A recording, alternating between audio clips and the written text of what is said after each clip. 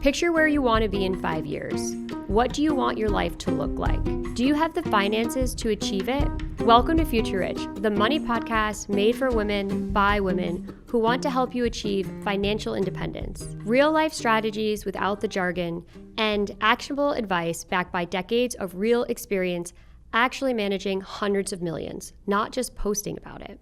I'm Barbara Ginty, a certified financial planner with 20 years in this industry. I built this show because women deserve real control over their money and their future. Financial education is where that starts. No lectures, no judgment, no just skip the lattes, just real talk, real numbers, and a plan you can actually trust. Because rich isn't a someday thing. It's a decision you make today, $1 at a time. This is Future Rich. New episodes every Friday. Subscribe now. Your future self will thank you. Hello, and welcome to Financials Podcast Future Rich. I'm your host, Barbara Ginty, and I'm also a CFP, which is a certified financial planner. And I am here today with my guest, Carla. Hi, Carla. Hello. Thanks for joining me. Thank you for having me. So you're a longtime listener, huh? Yes, I found you a while ago, and I've probably listened to just about every single episode there is. Yeah. Sometimes I skip the expert ones because I mean, they're very cool too, but I like to listen to what people have going on. So yeah. I'm with you. Yeah, we do the experts just because sometimes it's fun to do like a deep dive on the topic, but I agree with you. I find it very interesting to chat with everybody and hear what they're doing with their finances. So we have a lot going on. Yes. Do you want to fill our listeners in and give them an overview of, single, married, where you are, how old you are, all of that jazz? Yeah. So I'm freshly married. I actually signed the papers last month, but the wedding is in October. Congratulations. Thank you. We're very excited. It's very expensive, but we're really excited. It's expensive. And then I live in, I'm gonna say a college town in the Midwest because I feel like you can triangulate who I am if I say the exact town. Yeah, that's no problem. Yeah. And then I'm a medical student and I also work part-time as a cafe barista. Okay, great. And then what does your husband do? Oh yeah, thank you. So he works in the hospital that the same one where I go to school in this kind of, it's like half hospitality, half security.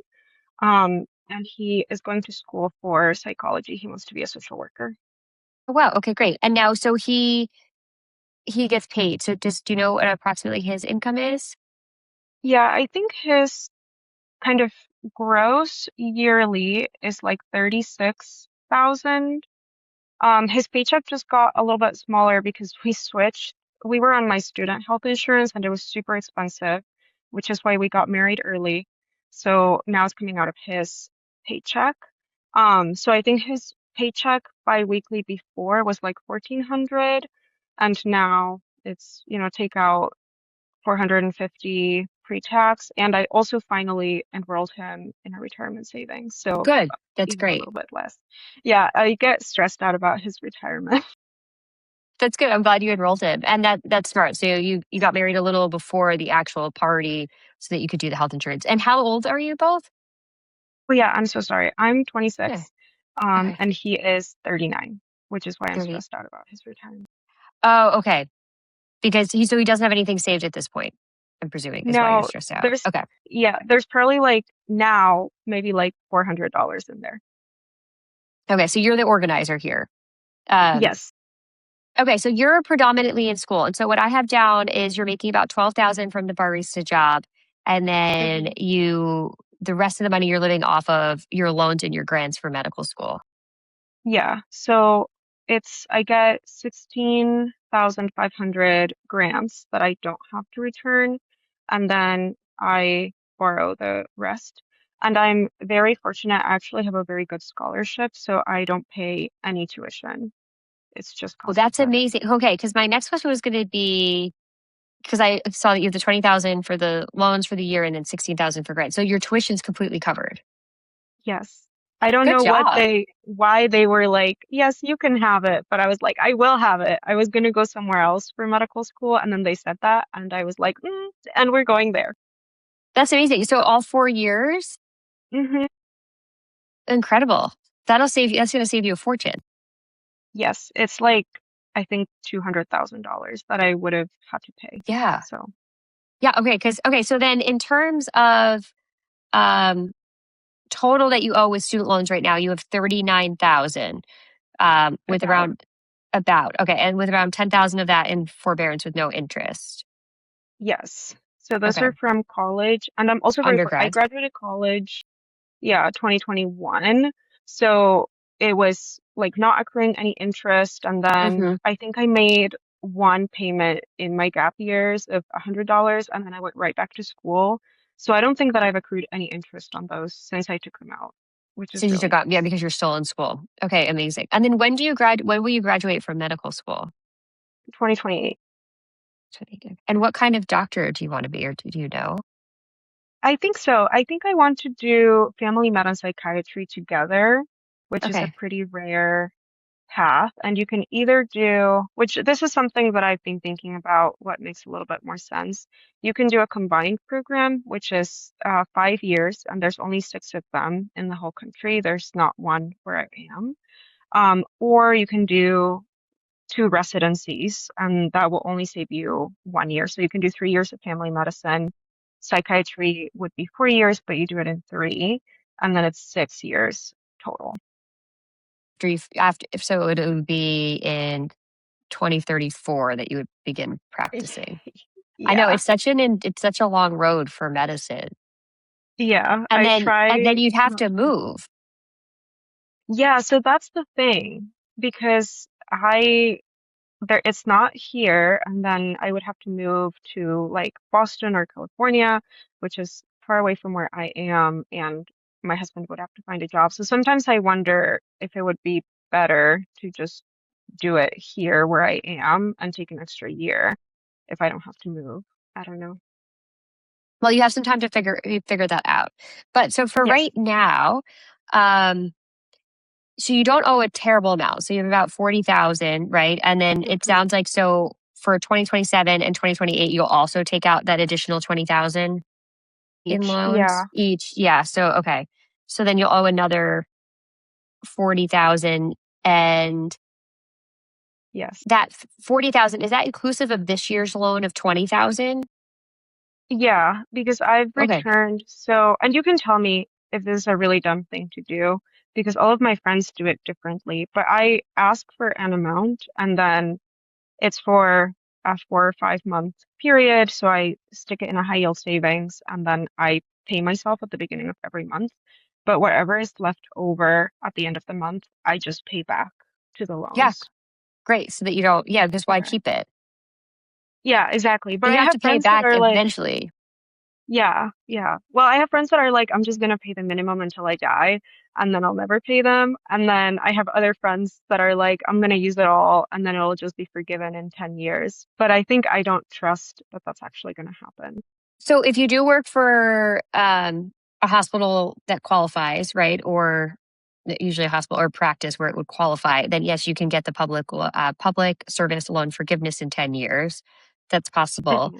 I always like to err on the side of caution, and it depends on how you feel about the debt. So it seems like you're a little adverse to it, just generally based on what you've done. You've made decisions that are putting you in a position to not accrue a lot of debt. And obviously, some people make decisions where they don't even take it in and consider it as a factor. So Hmm. if it were me, I would prefer to have as little debt as possible, even if it all gets forgiven, because it, it's nice not to have it, I think. And some people, that's the only choice, right? They have to finance the whole thing. They finance undergrad, they finance medical school, they finance the residencies, and then it's a tremendous amount of debt. And so then you really have to go where you're going to get public service loan forgiveness, because otherwise you can't really survive with the debt. So I like that idea. It seems like you and your husband are getting by because you have some income from working. Hmm. He has income from working, even though he's also in school. And so your rent's 25, 35, your car payment, you're sending extra, that's 200, and then groceries are 400. So you're getting by on the loans, the grant, your income and his income. It seems like fine. You don't have a ton Yeah. extra, but No, we don't. Yeah. The rent I forgot just went up this next month, so it's 25.85. I am convinced I live in the most expensive apartment in this town, and it is so small, but that's okay. Oh Um, no. and yeah, I try to be like pretty frugal. Like I give myself maybe like $25 for, eating out. And I usually bring a lunch. I do get a lot of free food at work, and I'm pretty scrappy with it. So I think our It's grocery bill great. is pretty low. Yeah, it is pretty low for two people. But you don't owe a ton in student loans, so this is going to be great. So by the time you come out, you're going to owe about 60,000. Does that sound right? Another Yeah, four, I or think 80, 60, 80,000. 70. Yeah. Yeah. Okay. Even 80,000 wouldn't be terrible. Okay, and then let's go. Let me run through everything else. So you have 4,000 in an emergency fund, which you put $100 a month into. You have 2,300 in high yield savings. You also hmm contribute to that. You have 800 in a sinking fund for your pets and car expenses that you put money into. And then you hmm have around 14,000 in investments. And then you're adding to Yeah. that, which is great. Yeah. And what else? And then you owe a little bit on the car. Is it 28? You owe 2,800 left on the car. I believe so. Yeah, 28.46 and 71 cents. Okay, perfect. So I think you're doing a great job on the loans. If you're not using the loans, I don't think I would keep the money with just the idea that it'll get forgiven, because it absolutely could be forgiven, but you're going to be keeping the money for a long time before it's forgiven. Yeah. The student loan landscape has changed tremendously over the years, and there's a lot of hmm court cases and misinformation. And so if I were in your shoes, I would also err on the side of caution and not assume it'll all be forgiven, and I would take only what you need. I wouldn't take anything extra. Okay. Okay. That makes me feel better that you think that, because sometimes my friends are like, you could be going on vacation. And I'm like, no, I can't. It's not my money. And I don't trust that it will stay. And I also feel like I could pay it way faster than 10 years if I just pay it, which would be my preference. Yeah, and then you're done with it, and then you don't have any debt. And you're still really young. And, it is nice. This is a grueling path that you're on to become a doctor.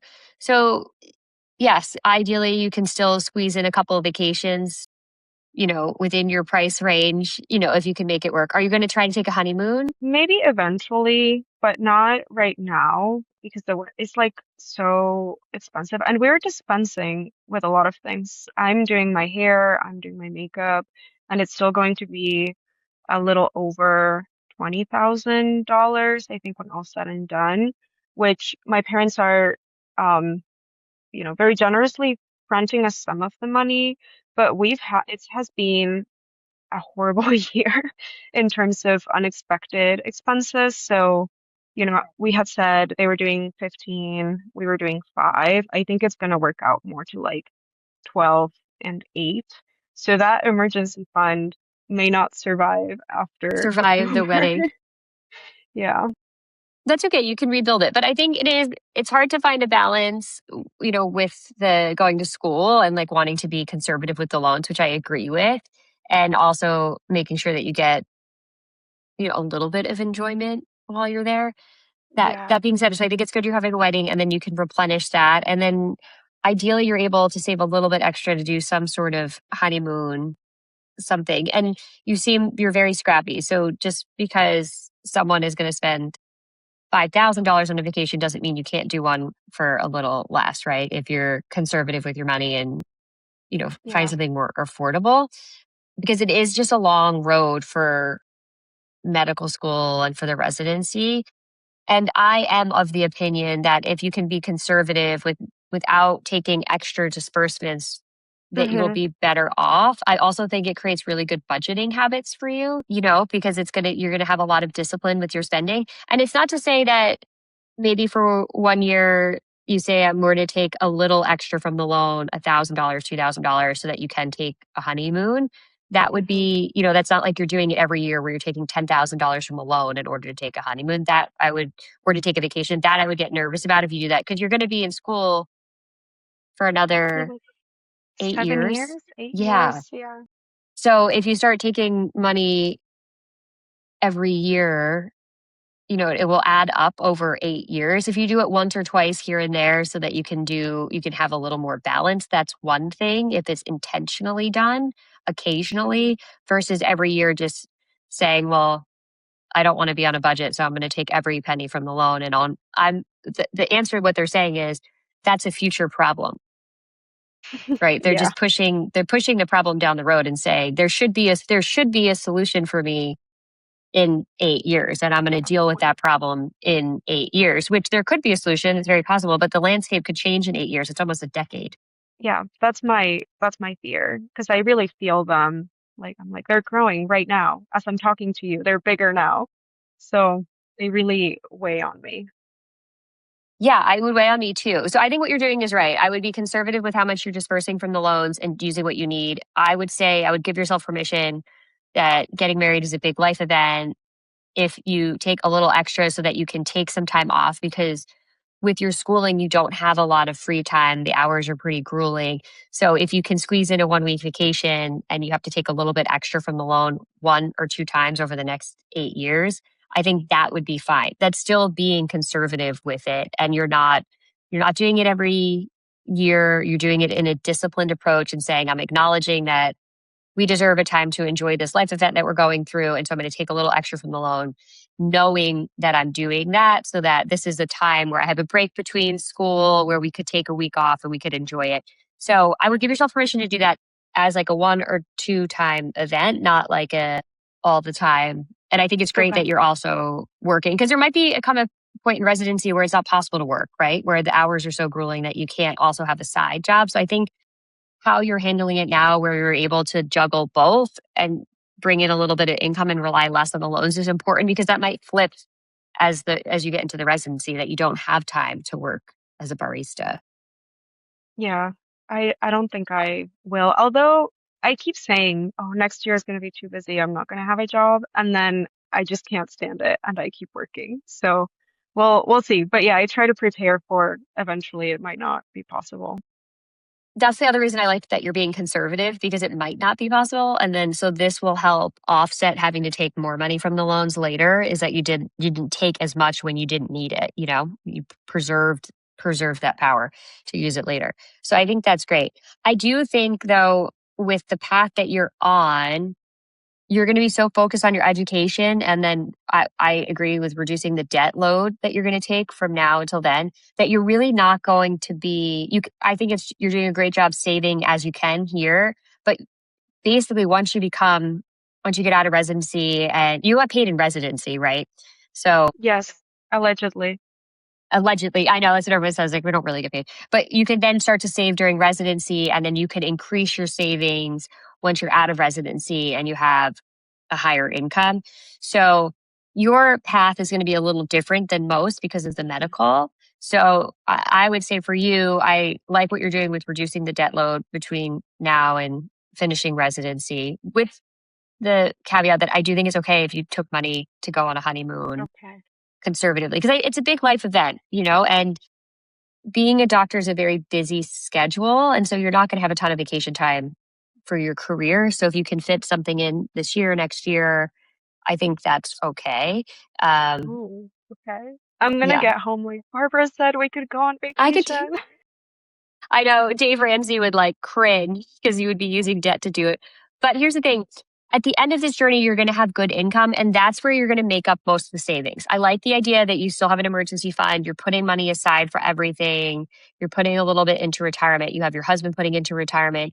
So you're doing stuff now, but you have to do it within what's feasible, right? And you're not going to have as much bandwidth now.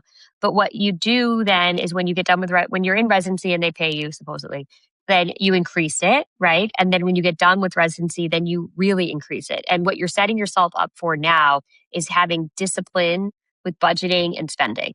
And so that is going to pay in spades once you get out of residency because you're going to be used to being on a tight budget, tracking your income and your expenses.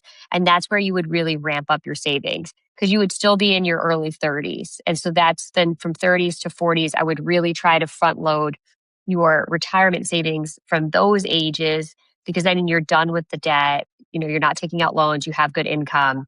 And then you would have to straddle repaying the debt and saving pretty aggressively. That's what I would do. Okay. Okay. In the, it's That's in the helpful. future, but does that make sense?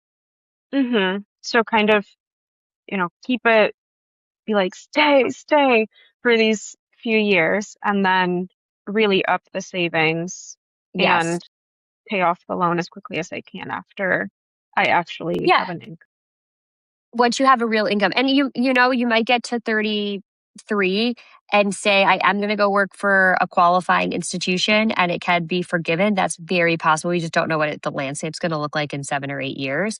So you could reevaluate that. But I would say once you get that income, that's where you would really ramp up your retirement savings then. And what you're doing is great now. Add the $50, add the $100 a month, and chip away at it. But your real earning power and savings power is going to come once you graduate and you get that salary. Okay. Yeah. Yeah, that makes sense. Does that make sense? Which, yes. Sorry, go ahead. No, no. I have a question about my old retirement savings from my previous job. I have those, it's like 13,000 now, and it's pre-tax. Do I convert it to a Roth now? I would. And I Okay. would convert it incrementally. So maybe not do the whole 14,000, but maybe do, because you have a little bit, your husband and you are married filing joint. So you have to look, or this is your first year married filing joint because you just got married. So you just Yes. need to look at the tax brackets for both your state and for the federal. Just to see if I had the federal lying around here on my desk. I might have moved it. But I wouldn't do the whole 14,000, but you could maybe do 6,000. You have to see where you fall in the brackets, but I would convert it. Okay. Sounds And good. then Yeah. I would also add to that as well. So when you're adding, then you can convert it to a Roth IRA, but I wouldn't do it all in 1 year because if you're making 12,000, you convert 14, then your income goes up pretty dramatically. So just make sure you're not going to have to owe a lot on it. Ideally, you don't owe very much at all. Maybe $100 or $200 don't owe very much. Yeah, you have to play it out with the tax software and see what the conversion amount you could be. Even if you do over the next 3 years and do 5,000, 5,000, and 5,000, that's fine. Okay. Yeah, because my contributions now, I learned about a Roth from you, and so my contributions now are after tax from Perfect. my job, but I still have those that are pre-tax. So I would convert it over the next. I'd probably do it over the next 3 years. I'm assuming you file your own taxes. Yes. Okay, so in the tax software, whatever software you use, put in a $5,000 Roth conversion. Don't withhold any taxes, and just see where it puts your taxable income. Ideally, you still don't owe anything on it. That would be the best case scenario, and you have plenty of time to do it, right? Because next year, you're not going to be earning until residency. So I would maybe do 5,000 this year, 5,000 next year, 5,000 the following, and get it all into Roth, and then contribute only to the Roth. So when you're adding the money, add to the Roth. Um, and I have down that you're doing 60 a month, which I think is great. Yeah, It's I great. do like 25 from each paycheck, and then I do another 10 just from my bank account because I think that worked out Perfect. to about 6% of what I make. Yeah, that's fantastic. I think the fact that you're hitting all the things on your limited income is fantastic while working two jobs, basically, in school Thank and you. working. Yeah, so I think that's great. So yes, but I would convert that over to a Roth IRA Okay. Okay. That's incrementally, but just helpful. double check it. So you know the rules. It has to be converted by the end of the year. So you'll know approximately where your income's going to be. So what I would say is in November, Mhm. confirm all of your income, your husband's income, your income, and put it in the tax software, and then put in that $5,000 Roth conversion and see what it kicks out for what you owe, or if you owe. And then if this tax software looks good, then you can go and do it, because it has to be done by December 31st. And do no withholding. So just move the entire 5,000 over. Don't do a withholding on it. Okay. No withholding. No withholding. Yeah, because a withholding would be a distribution as well, and you're under 59 and a half. And so ideally you check the Oh, tax software. Ideally you get money back, and it just takes a little bit of the money you get back, because ideally you don't owe anything on it. With the married filing joint standard deduction, I'm hoping you don't owe. So if you can do more than 5,000 and you test it in the software, 5,000 is fine, no problem. And it says you can do 7, then do 7. But you have to check it in the software to see. okay. That makes sense. And yeah, I understand now what you meant about the distribution. So we can do Because it's that. fully taxable. But by being married filing joint with your husband, and you'll have the standard deduction is pretty good. I'm assuming that's what you'll use. So ideally you don't owe anything on it. That would be the the perfect scenarios. You move 5,000 or 7,000 over from traditional to Roth and you owe nothing. It would be, Yes. I can be would like be, Natasha you can be like and owe Natasha. no I money. know it worked out because she was studying for law school and in law school. So that worked out great because now it's a lot more than what it was when we converted. And we did a lot for her. We did 20,000 a year and she didn't, I think she owed 1,000 over the 3 years. She didn't really owe much at Yeah. all. I So was listening to that and I was like, I gotta get on this. hmm yeah, and then keep adding to it because it really. I know you wrote in here that it's you're not putting a lot in, but it's 6% of what you're making, and all of it adds up. But the fact that you're going to consistently do it over the next 7 years will help. And then you're just going to add when your income gets higher, you're just going to add more to it because you have the disciplined approach. You're used to it, and you'll just up it. When you get to residency, you'll up it, and then when you are out of residency and salaried, then you'll up it again. So it's just incremental, but all of it counts and all of it helps. And now you said you put your husband in his work plan. Do you know what percentage you did for him? Yeah, so the basic, I've never heard anything so good before. So they put in 5% from his, but then they match 2 to 1.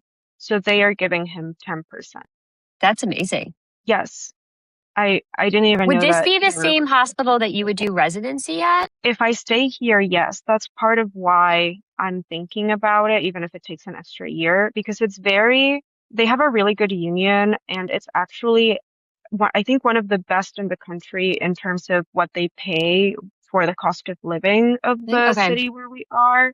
And they give you a lump sum every year that's just for you to put into your retirement outside of what they match. Yeah. I mean, that would be worth it in my mind because your residency, as you said, is going to be so it would be 6 years of residency. Hmm. So that's 6 years of compounding interest on the retirement account. Hmm. Because you're essentially an employee when you're in residency, so you would be eligible for all the benefits. Yes, yeah. And Okay. then my husband also could be getting like that really good Because match. yeah, because he has to follow you. So then he continues to get the match. So do you know what percentage you're putting in of his income? Are you doing 10% for him? We're doing 5 and Five? then Okay. he's getting He the gets 10. 10. Yeah. Okay, Yeah, great. and then my plan was after the wedding, sit him back down and be like, okay, we don't have so many Taking more of your money. expenses. Yeah. We're gonna do more. Yeah. Yeah. I think that's great. Okay. Yeah. Oh, That's okay. perfect. Do you Yeah. think So you're it's doing enough for him? for him. So he's older. So that's like the little bit of the tricky part. Yeah. I think right now with where your budgets are, I think the fact that if he's doing 5 and he's getting 10, that's 15%. That's great. I think that's a good number, 15%. If you can eke it up as he makes more, that's great. In theory, he'll have to save a little more, but you guys are living on a lot less. So it doesn't sound like you have an expensive lifestyle. The lifestyle might change as you grow in your career. So Mhm. I think for right now, it's fine. And if you can eke his up a little and get him closer to 20%, that would Okay. be great. And are you doing pre-tax for him? Yes, it's pre-tax. I think I don't know how much a social worker makes here. My thought was when we up it after the wedding to also do Roth for I him. was going to say I would do some Roth Okay. Okay. I can because do that. And because in yeah. theory, when you become a doctor on a salary, you in theory are going to be in a higher bracket.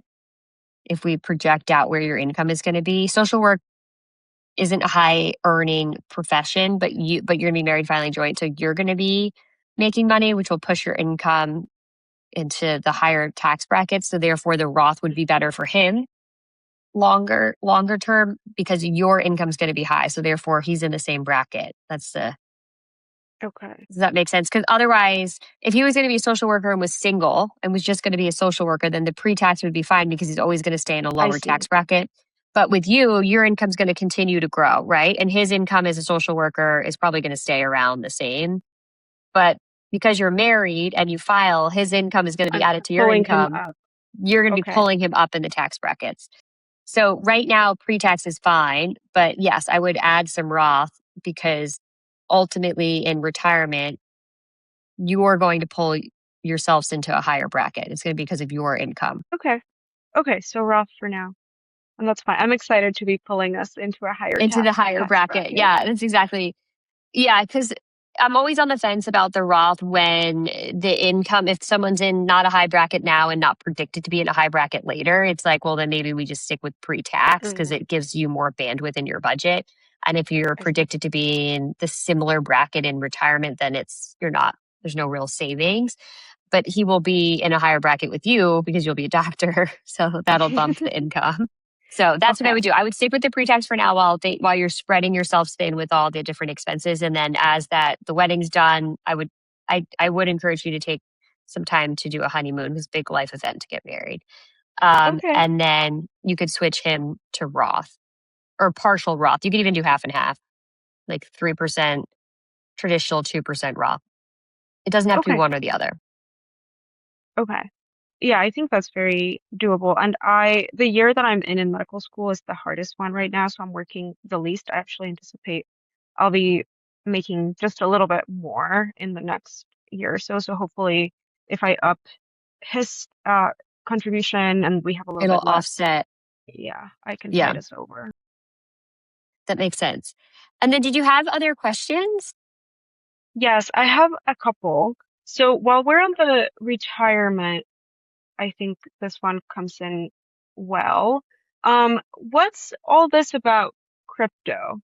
Like Fidelity Oh, is offering it. It sounds like a scam to me, but if Fidelity wants to give it to me, should I buy it?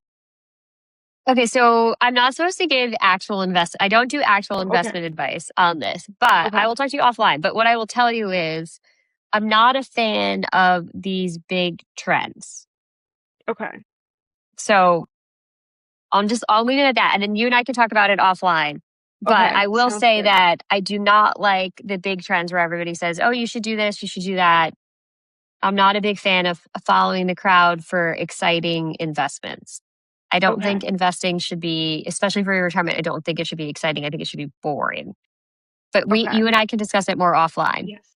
Okay, we can do that. Yeah, I hear uh, a lot about it. It kind of scares me, and I work with a lot of college students because of my job, and Hmm. sometimes because they know that I really like to talk about money, they'll come to me. I was signing everybody up for a retirement plan earlier today, actually, before coming Good on. job. I love that. Yes, all the 19-year-olds are gonna thank me when they're 65. They literally But will. They literally will thank you. You'll get emails and text messages being like, I'm so glad you signed me up for retirement 10 years ago. I hope so. I told them. You But will. I had this this other classmate where I was telling him about it, and then I saw him the next week, and I was like, "Did you make your retirement account?" And he was like, "No, I put all of my money onto crypto." And I was like, "No, why would you do that?" So it scares me. But anyways, okay, that was one question. The other question was for the car. So I owe like $2,800. The interest is like 10.34, I saw that. Yeah. which is a lot. I feel like that's a lot. On the one hand, I wonder if I should refinance it, but then the other thing that I think about is that because I pay extra, I'm technically like I'm not You're gonna wait until February. Yeah. You're reducing But I the could not interest by pay. paying extra. Yeah, like I could if I didn't pay until February, I would be okay. So I think about that as part of my emergency fund. If something happens, we don't have to pay. But should I look into refinancing it? You can look at refinancing. You don't have a terribly long time to go on it, No, it but should be like a year. a year and a half. Yeah. And you're making the extra payments. You're technically not paying 10% on it because you're adding, if I have my numbers Mm, right, you're adding an extra $80 a month to it. mm-hmm. So Okay. not quite double, but like pretty close. Yeah. So you think it's fine? If you had 5 years left on it, I would say look for a credit union and refinance it. It is high, and you could definitely look to refinance it. If you're willing to take that on with your schedule to go to the credit union and see about refinancing it, because you'd be refinancing it for a year and a half. Yeah, I guess not really. I Okay. would just keep making the extra payments Okay. because then you're Yeah. reducing the interest rate, and that's the easier thing because you'd probably still have an interest rate of like 6 or 7%. Mm-hmm. Oh, but that's a good way to think about it then, that if I'm Hmm. paying extra, then You're it's paying not extra, you're quite. not paying 10%. Yeah. Okay. Yeah, because it doesn't feel that bad. Like I put in 200 and I think only about 25 goes to interest, which Right, because doesn't you're at feel the end of the terrible. loan too. So if Okay. I were you, I think you have enough on your plate. I don't think it's going to save you a material enough amount of Okay. money for it to be worth the effort that you're going to have to go through to do it. So I would keep making the extra payments and then you'll be done in a year and a half. Okay. All right. Yeah, that's easier. That sounds good. And then, sorry, I brought several questions. Oh, no, you're These fine. ones, these next two are like a little bit more nebulous, but just in terms of Okay. planning, we would love to have a child at some point soon. Shout out to my IUD. I would have a child already if I didn't have it. Everybody should have a Marina. But since I have it, we don't have kids yet. And I think it just feels really daunting. I think I have one wolf inside of me that's like, I could just have a child and borrow more money for the child while I'm in medical school. And Yeah, you then could. there's another wolf inside of me that's like, that's going to just then offset all of the progress that I made being so aggressive now. And my husband didn't grow up with that much money, so he's very adamant that he doesn't want, and I totally understand, he doesn't want our child to feel the way that he felt with his Well, growing parents up. being pinched for money. Yeah, so he wants us to be like very, very stable, but I don't think that we're going to be very, very stable for many years. Many years. I So, sort of was going to say, I was going to kind of say that I think the bigger issue would be childcare, right? Like who's going to take care of the child? yeah, I have Would no. family ever help you with taking care of the child? So, we'll get into this with my next question. I am not originally from the US, so my Okay. parents are in a different country right Wow. now. Okay. So I love them and I think they would if they were close by, and I intend on moving them here at some Okay. point. But I cannot put my kid on a plane for childcare, alas. No, definitely not. But that is interesting. Where are your parents living? What country? We're Mexican, so they're still in Mexico. Okay. Mexico. They're in Mexico. Yeah, and mhm, So I wonder, I guess kind of what I'm envisioning, this is a lot of planning. Is if they ever came to the US, if like did a house where there's a mother-in-law or like a two family where maybe I don't know what their situation, but maybe they bought it and you rent from them, but they also help with mhm, childcare because they're right there. Because I think that the bigger issue is with your husband being 39 and you being in school for the next 6 to 7 years, there is going to be yes. no good time to have a Yeah, baby, I right? worry. Yeah, because I love him, but he's old. Like we gotta go. you got to get a move on it. So I would agree. I don't think there's going to be any good time. And I understand your husband's concern, but they're not going to remember when their baby said it was tight. I don't think. Yeah, I don't think That's, so I either. mean, and it's going to be tight because you're working towards a goal. Does that make sense? Like there's a Hmm. difference between we're making a sacrifice today because we want to do this in the future than not having enough and it being a constant not enough forever. It's always not Hmm. enough. It's just not enough right now, or we're just being, I mean, it's not that it's not enough, but you are sacrificing some of today's pleasures for your future enjoyment and future career to be in a career path that you want to be in, right? So that's a bit different than I think what your husband experienced. He's, Hmm. grew up where money was tight and he doesn't want that experience for his children. But you're making a disciplined, intentional decision to say, I'm going to go to medical school because this is what I want the career path, which means I'm not going to be able to spend a lot of money now, but I will have really good income in the future. That's a Yes. very different scenario. And I would ask around. I think that some people say there's certain parts of medical school or residency that's easier to have a child than not. But I would say that if you want to have a child, this is not great financial advice, but I would do it and you will figure it out. You're very capable of figuring things out. I think in a perfect scenario, your parents, come to the US and are able to help with childcare because childcare is the bigger issue, right? Is that So expensive. it's so expensive. And I don't know if there's anything provided through work, if there's any work benefits for childcare or subsidized childcare for the medical You know, professionals. that's a good question. I feel like knowing how good the workplace is about other things, I wouldn't be surprised if there was. I haven't looked into it, but I definitely can because I think that is the biggest thing, like diapers, food, all that stuff I think we can do. You But can do. I It's just hear the people, child. It's like $2,000 a month for childcare would be kind of the kicker. yeah, that's a lot, but It's a we need lot. to work. So Right. And so that's where, so I think so that's where you could even, would this be the first grandchild for your parents? yeah, Okay. So that helps. Um, yeah, so that would be a conversation. That could definitely be a conversation with your parents. Like if we had a child, would you be able to help with childcare? I know plenty of grandparents that are retired and are thrilled to help with the grandchild. Thrilled. Like okay. they go over every day and they do it when the kids are really little and they're happy to do it. So it just depends on your family structure and what's possible with your parents. But I think that would be worth a conversation. But I I don't don't want think you could to, put it off 7 years. I think that would be, no, yeah, that's so long. so long. And I really like kids. I think if I hadn't gone to medical school, I would have kids already. Hmm. So I think part of me is like, I waited long enough. It's time, but we'll see. But yeah, okay.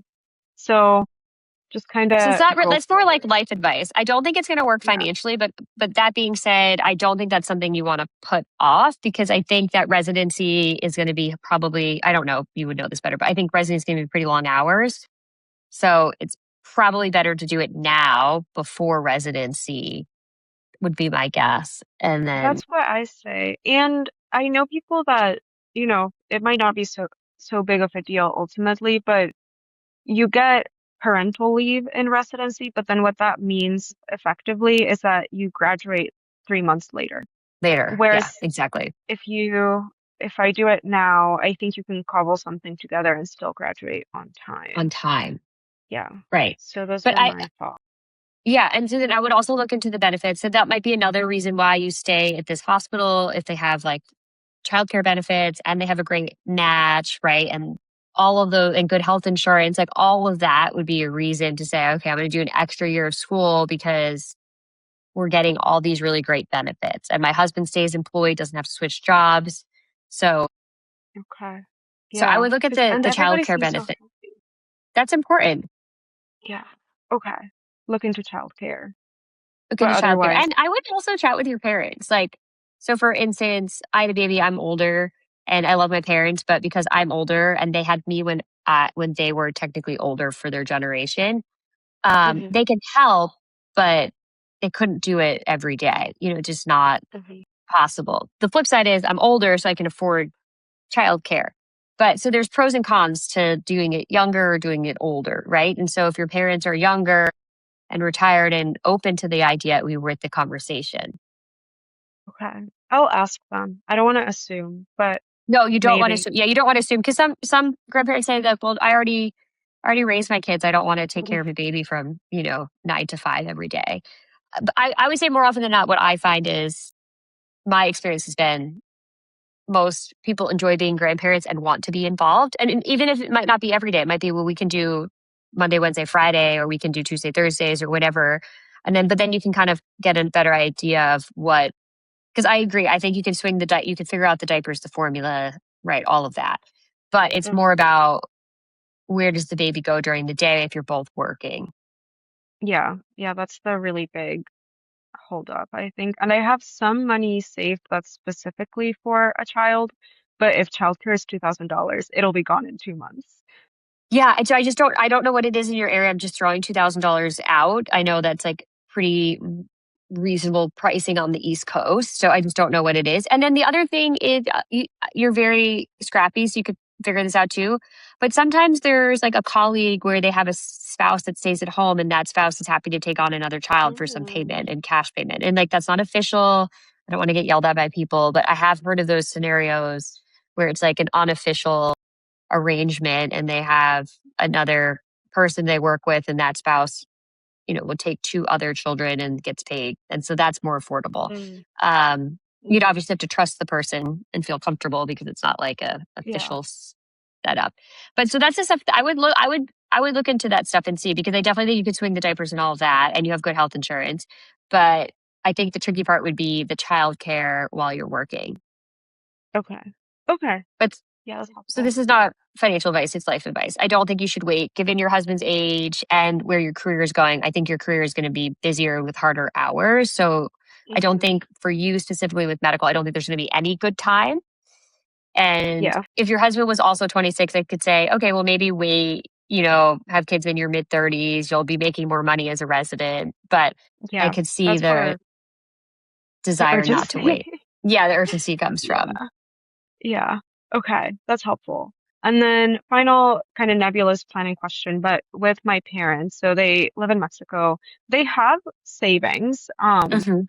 but I think it is, I find it generally what I hear is that it's often not enough. Like my mom talks about how she felt that my grandparents, her parents had been kind of dumb in the way that they saved. But I don't, and then she was like, I don't really think that that was the case. I think that things are just more expensive. So I would love to move them like close by to me. I really miss them. But because they live in Mexico, they haven't like paid into Social Security or Medicare, things like that. So what can I do? I think that's part of my impetus to pay the loans off early is to Yeah, know you that can I help have as much support as them. possible. Yeah, but is there anything else that you would recommend doing to set myself up there? I think not having debt will make it easier when you have good cash flow to be able to help your parents. And I wonder if it's kind of a little bit of a trade, if you will, if they help you with childcare, Uh-huh. and then the flip side is you're going to take care of their you're going to help them with retirement, right? Because you basically just need this 7 years before you're going to make income, like real income. And do you know approximately what you would make with family medicine with the psych? Yeah, so what I've heard quoted is like 300,000 a Okay, year. I was hoping you were going to say something in the three or 400,000 Yeah. range. Which is more, I don't even know what I would do with that First of much all, money. the government's going to take a large portion of it, so you won't net Okay. that. But so you're going to be in a high tax bracket. But that's going to be good because I do think with your so I guess who's depending on what your parents have saved and if they could afford to be in the U.S. with you while you have young children, then the flip side could be, and it'd be great if they could stay. Um, Maybe the flip side is you say, if you can help me now during this section of my life where I need family support, not necessarily money, but you need help with childcare. And Mhm. then I should be making 300,000 and you continue to be very diligent with your money. You don't go buy a Mercedes or buy a house with a huge mortgage, right? None of that. And you say, I can then help you with income once I become a doctor. Do you see how there's like a little bit of, Mhm. not to say that it has to be a trade, but then if they help you now, it takes a little bit of a hit on their income, right? Because then they're Mhm. here and it's more expensive. Then Yeah. you help replace it and make sure they're comfortable in retirement once you get that income. Okay. Okay. I don't I'll know see if the they. logistics of that, of like what could they afford in the US and how much they have saved and what they're living off of from an income stream, right? Because they don't have Social Security or Medicare because they're not in the system. So that would take a lot more planning to see what they Mhm. have, what they're living on, and if it's even feasible for them to be in the US, even if you said for a few years and then maybe they split time, whatever you Mhm. work it out. I think that would be worth a family conversation because I do think then once you become a doctor and you have that higher income, you will have to live more conservatively than your colleagues. Obviously, right now you're not taking advice from your colleagues, which is great. You're making decisions that are good for you and not what they're telling you you should do. So you will have to live more conservatively than your colleagues with the goal of providing also for your family. But I think that's nice. I think to be able to help Yeah. your parents and be able to keep them closer um, is worth doing that because you're working to have this high income so that you have control over how you spend it, right? And you can be Mhm. intentional and say, a priority for me is that my parents live close to me and that I can help make sure they're comfortable in retirement. And we see that a lot with different generations, depending on the cultures. That's a lot more common in other cultures than it is maybe for the Yeah. US. But Yeah, I I see think that it's often on the podcast. yeah, I think it's very important to me and probably culturally too. I'm not Hmm. we where I grew up, people don't go so far away for so long and I Hmm. really Yeah. like I get so jealous when people are like, "Oh, I'm going for dinner at my parents' place on Parents' Saturday." house. I'm like, "You don't know what you You have." would love to do that. Um, Yeah. yeah, and my parents are like the sweetest. Like I really feel like I have the best parents, so I want them to be close to Be me. close. Oh, definitely. So I think it'd be worth having a conversation, just saying like, would it be possible if we had children, would you be able to be here and live closer? Ideally, when I'm a doctor, then you could buy a two-family house and they could live in one section and not have rent, right? But that's not possible right Hmm. now. But in the future, you could kind of tell them your intentions and just see what their situation is and if they would be interested in doing that, if it's even feasible. Okay. Okay, I'll talk to them. We'll see what they say. Yeah, see what they say. But then I also think we could come back on. I don't know if I'll still be doing the podcast in 8 years, but if I'm still doing the podcast in 8 years, 7 years, you can come back Yep. on. But I think once you get that salary, you'll you won't live like a doctor. You won't live like what they talk about in medical school, right? I mean, and just because you have a fancy car or a big house doesn't actually make you happy, as we know from the podcast. Mm. But if you're able to then really save aggressively for your retirement and you're able to help your parents and you're able to be more comfortable, I think that would be your goal. Those would be the goals. Okay. Yeah, that makes sense. And I don't want the big fancy car. I would love to go on vacation more. I think that's my Hmm. one thing. So But then you'll just work that into your budget, that a priority is family vacations. yeah. Okay. This was really helpful. Thank you so much. Good. I'm so happy. Thank you so much for coming on the show. And for all of our lovely listeners, you can follow along on Instagram for our most up to date information, which is Future Rich Podcast. And if you enjoy the show and find it helpful, the best thing you can do for us is to share the show with one of your friends. Time for our disclaimer. The opinions voiced in this podcast are for general information only and not intended to provide specific advice or recommendations for any individual. All performance references are historical and do not guarantee future results. Make sure that you consult with your own legal, tax, and/or financial advisor before making any decisions.